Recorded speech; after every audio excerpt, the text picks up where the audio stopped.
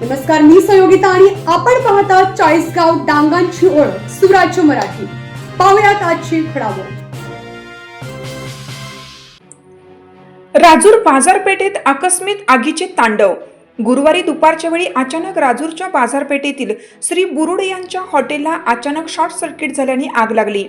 आगीचे तांडव इतके मोठे होते की शेजारील मेहता यांच्या दुकानातील सामान जळून खाक झाले, तर बुरुड यांचे मोठ्या प्रमाणात नुकसान झालं. यावेळी राजूरकर एकी दाखवत तरुणांनी मिळेल त्या साधनांनी पाणी मारण्यासाठी प्रयत्न केले व आग आटोक्यात आणली. नंतर अकोले येथील अग्निशामक दलाच्या जवानांनी आग आटोक्यात आणली. यावेळी महावितरणच्या ग्रामपंचायतीच्या कर्मचाऱ्यांनी ग्रामस्थांनी मदत केली. विशेष करून गावातील तरुणांनी विशेष परिश्रम घेतलं.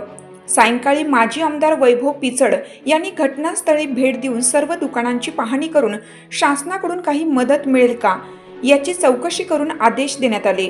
महसूल विभागाचे तलाठी व मंडल अधिकारी यांना आदेश दिले. बुरुड यांचे साधारणपणे 3 ते 3.5 लाखाच्या आसपास नुकसान झाले.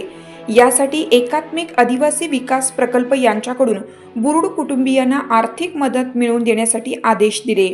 सुराज्य मराठी नेटवर्क करिता प्रतिनिधी अजय पवार, राजूर, अहिल्यानगर.